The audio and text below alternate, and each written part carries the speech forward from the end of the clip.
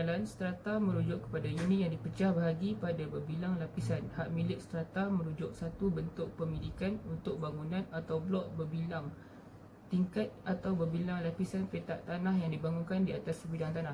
Contohnya seperti rumah flat, pangsapuri, apartmen, kondominium, townhouse dan rumah-rumah dalam skim berpagar dan berpengawal.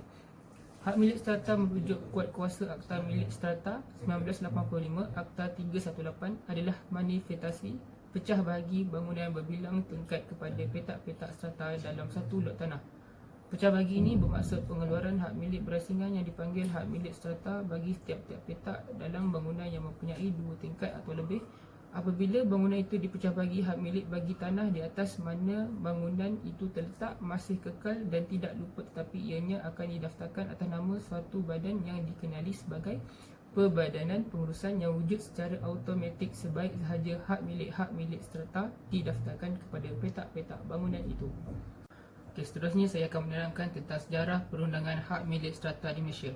Hak milik strata di Malaysia adalah pengebuahsuaian daripada Akta Hak Milik Strata 1961 New South Wales, Australia. Akta ini mula diperkenalkan di Semenanjung Malaysia pada 1 Januari 1966 melalui Kanun Tanah Negara 1965, Akta 56 KTN 1965. Undang-Undang Tanah sebelum KTN 1965 iaitu Kanun Tanah Negeri-Negeri Melayu Bersekutu 1965 tidak mempunyai peruntukan hak milik strata. Pelbagai usaha telah dijalankan untuk menyelesaikan masalah permintaan tinggi ke atas rumah pangsa atau flat. Isu hak milik menjadi lebih serius apabila bangunan seperti kondominium berbilang tingkat dibina sejak tahun 1960 atas kesan proses pembandaran dan untuk mengatasi masalah setinggan di bandar. Pada 1 Januari 1966, KTN 1965 telah diperkenalkan di Semenanjung Malaysia dengan satu konsep baru iaitu hak milik strata atau pecah bahagi bangunan kepada petak-petak kecil. Kemudian perundangan pecah bahagi bangunan di bawah KTN 1965 telah dipinda dari masa ke semasa untuk membantu keberkesanan hak milik strata. Akhir sekali, untuk mengawal dan menangani kepincangan serta kelemahan peruntukan di dalam KTN 1965 memenuhi perkembangan semasa dan keperluan sosial ekonomi, peruntukan bahagian strata di bawah KTN 1965 telah dimansuhkan dan digantikan kepada Akta Hak Milik Strata 1985, Akta 318 yang dikuatkuasakan pada 1 Jun 1985. Seterusnya, pada mulanya AHH 1985 mengekalkan peruntukan lama hak milik subsidiari KTN 1965. Kemudian dipelbagaikan pindaan telah dilakukan untuk memenuhi keperluan semasa. Pindaan adalah ke atas perkara-perkara seperti petak aksesori, petak parking, ruang simpanan, tempat penginapan pekerja, blok-blok sementara untuk membolehkan projek-projek dibangunkan secara berperingkat dan mengeluarkan peruntukan khas bagi skim strata bangunan kos rendah. Walaupun perundangan bahagian strata telah dimasukkan di dalam KTN, akta baru perlu dibaca dan ditafsirkan bersama syarat-syarat dan peraturan-peraturan Majlis Tanah Negara agar diperuntukkan dan kaedah-kaedah tidak bercanggah dengan undang-undang sedia ada.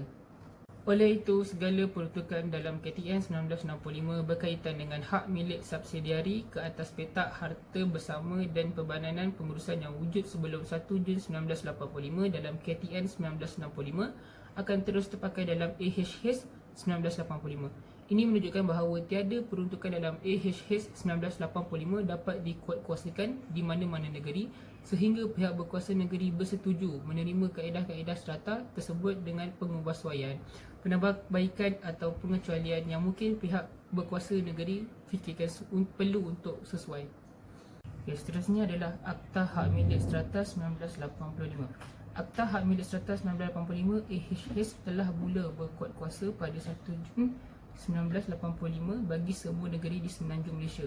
Objektif utama AHH adalah untuk membolehkan tanah beri hak milik alienated land mempunyai hak milik berasingan secara berlapis multi-layer ownership dengan cara pengeluaran hak milik strata melalui proses pecah bahagi bangunan atau tanah land parcel dan pewujudan Perbadanan Pengurusan sebagai mekanisme pengurusan self-government bagi mengawal selia pentadbiran skim strata yang berkenaan setelah hak milik strata didaftarkan.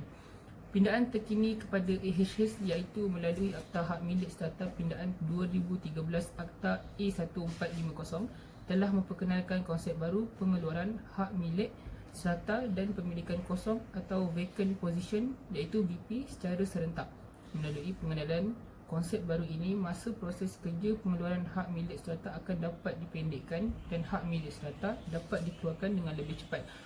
Asas pindaan Undang-Undang Hak Milik Strata di bawah Akta A1450 ini pada umumnya adalah menekankan keperluan menjadikan pengurusan hak milik strata yang setanding dengan kehendak dan kepentingan pelanggan iaitu Customer Focused Service serta bermatlamatkan penambahbaikan sistem penyampaian pentadbiran tanah dalam pengurusan dan pengeluaran hak milik strata.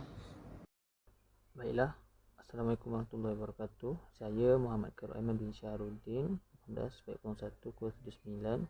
Pada hari ini saya akan menyambung pembentangan daripada rakan saya sebentar tadi, iaitu Izul Hanif, dengan menerangkan apa itu Akta Pengurusan Strata. Baiklah, Akta Pengurusan Strata adalah satu pembaruan utama kepada Undang-Undang Strata pada tahun 2013 yang menyaksikan pemansuhan Akta Bangunan dan Harta Bersama, penyelenggaraan dan pengurusan 2007 ataupun boleh dikatakan Akta 663. BCPMMA dan pengumuman akta baru iaitu Akta Pengurusan Strata telah membawa pelbagai penambahbaikan terhadap semua aspek pentadbiran strata di sepanjang Malaysia, seperti adanya prosedur jaya bangunan ataupun lebih dikenal sebagai COB di peringkat pihak berkuasa tempatan, peningkatan dalam pertukaran bagi pengurusan bangunan oleh Badan Pengurusan, penguasaan dan penalti, penubuhan akaun penyeraan dan akaun kumpulan wang penjelas, pelantikan ejen pengurusan, undang-undang kecil dan insurans bagi kepentingan bersama. Itu antara pembaruannya. Dan COB juga telah diberi kuasa untuk menguatkuasakan pertukaran undang-undang pengurusan dan penyelenggaraan bangunan bertingkat sebelum dan selepas proses pecah bahagi bangunan. Akta Pengurusan Strata 2012 ini juga telah menetapkan Tribunal Pengurusan Strata untuk bicara pertikaian dalam skim strata. Penambahbaikan ke atas Akta Pengurusan Strata 2012 meningkatkan kecekapan tadbir urus skim strata di Malaysia. Sebagai kesimpulan, kelemahan dalam penyelesaian pertikaian bagi skim strata di Malaysia menjadi salah satu sebab kerajaan telah memperkenalkan pembaruan utama dalam Undang-Undang Hak Milik Strata pada tahun 2013. Usaha ini adalah bertujuan untuk mengetengahkan perkembangan semasa penyelesaian pertikaian dalam Undang-Undang Strata di Malaysia, di mana analisis akan dihantar ke Tribunal Pengurusan Strata dan Perusahaan Jaya Bangunan bagi menyelesaikan pertikaian dalam skim strata. Baiklah, seterusnya saya akan menerangkan tentang pertukaran penting berkaitan hak milik strata.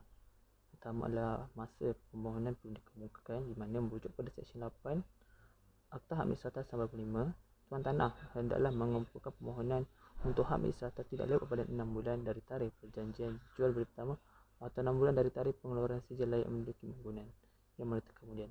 Tempoh 6 bulan untuk permohonan strata boleh dilanjutkan berdasarkan permohonan sebelum tamat tempoh tersebut, dan pengarah boleh melanjutkan tempoh tersebut sekali dan tidak boleh pada 3 bulan.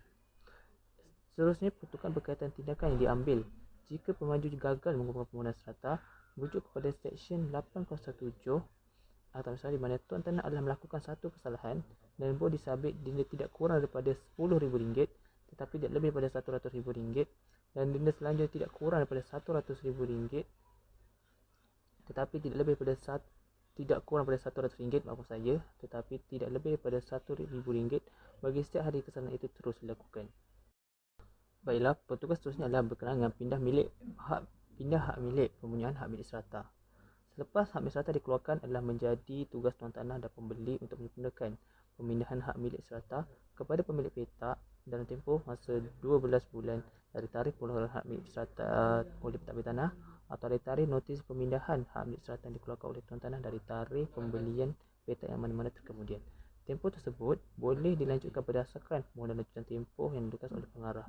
Merujuk kepada Seksyen 40A Akta Hak Milik Strata 95 ada menyebut bahawa adalah menjadi kesalahan jika mana-mana pemilik asal, pemilik petak atau badan yang dilantik oleh suatu mahkamah yang mempunyai bidang kuasa berwibawa yang gagal melakukan pindah milik telah melakukan suatu kesalahan dan boleh disabitkan denda tidak kurang daripada RM1,000 dan tidak lebih daripada RM10,000 daripada setiap petak.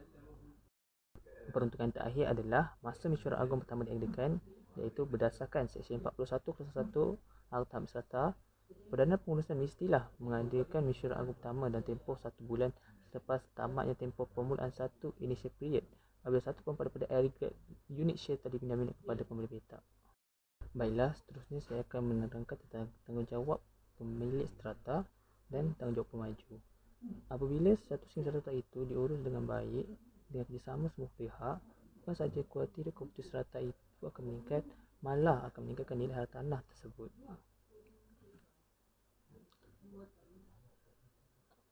Baiklah, di mana kita akan pergi pada tanggungjawab pemilik strata dahulu. Tanggungjawab pemilik strata adalah pemilik strata adalah bertanggungjawab untuk membayar caruman kumpulan wang, pengurusan, mematuhi undang-undang kecil dan setakat pokok kuasa, menghadiri mesyuarat agung tahunan dan mesyuarat agung luar biasa, dan mematuhi apa-apa bahan yang dikeluarkan oleh pihak berkuasa awam atau pertempatan berhubungan dengan petak yang dimilikinya. Mudah saja, itu adalah tanggungjawab sebagai pemilik strata. Tanggungjawab seorang maju adalah bertanggungjawab untuk mengurus dan menyelenggarakan harta bersama untuk berfaedah kepada semua pemilik strata, menginsurankan bangunan dari kebakaran dan lain risiko, membayar premium insurans dan lain kadar ditetapkan, mempamerkan nama dan alamatnya di pintu masuk lot, serta menyediakan peti surat dan mematuhi apa-apa notis asaran dikeluarkan oleh pihak berkuasa tempatan berhubung dengan harta bersama. Kesimpulannya, akta milik strata ini atau perserta ini adalah satu perundangan yang berhubung dengan hartanah yang mampu menyokong keperluan semasa, di mana amat penting bagi memastikan setiap pembangunan dilaksanakan secara teratur dan adil dan mengambil kira keperluan semua pihak berkepentingan. Perubahan teknologi yang lebih canggih akan mendukung cara industri bekerja, dan customer behavior memerlukan pengembangan dasar dan perundangan yang dapat memudah cara keperluan tersebut di samping menjaga kepentingan negara dan rakyat. Sekian, terima kasih.